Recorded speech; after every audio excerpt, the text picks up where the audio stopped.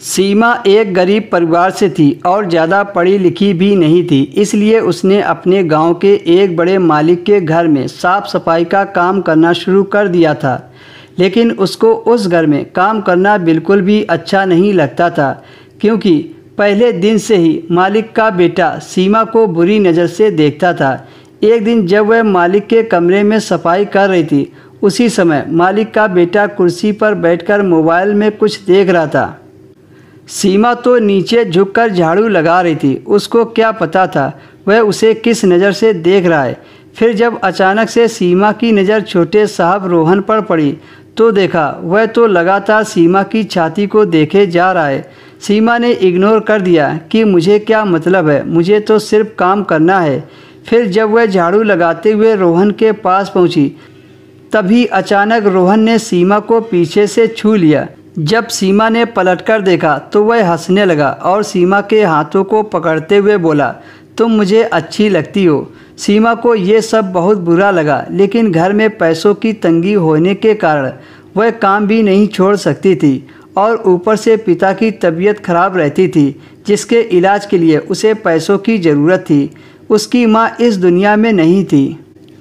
जब उसके पापा काम करते थे तो सीमा की पढ़ाई भी चलती रही। पापा के अचानक से बीमार हो जाने की वजह से उसने 10वीं तक ही पढ़ाई कर पाई थी और पापा के इलाज के साथ ही साथ घर का खर्च चलाने के लिए उसे काम की बहुत ज़रूरत थी।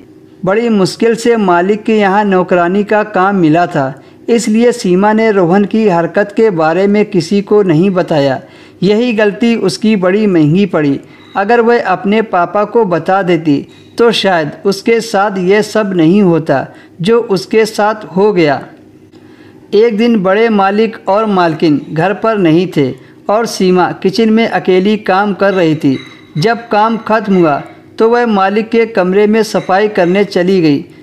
जब वह झुककर झाड़ू लगा रही थी कि तभी रोहन पीछे से आया और सीमा को पकड़कर गले से लगा लिया। इससे पहले वह कुछ समझ पाती, उसने सीमा के कपड़ों के अंदर हाथ घुसा दिया और कहा, सीमा आज मैं तुम्हें पा लेना चाहता हूँ। घर पर कोई नहीं है, ऐसा मौका हाथ से नहीं जाने दूंगा। इतना कहकर वो सीमा के कपड़े उतारने लगा और उसके हर हिस्से पर हाथ फेर रहा था। कुछ ही पल में रोहन ने सीमा के ज़बरदस्ती कपड़े उतार दिए और फिर नीचे के वस्त्र उतारकर उसे बेड पर लिटा दिया।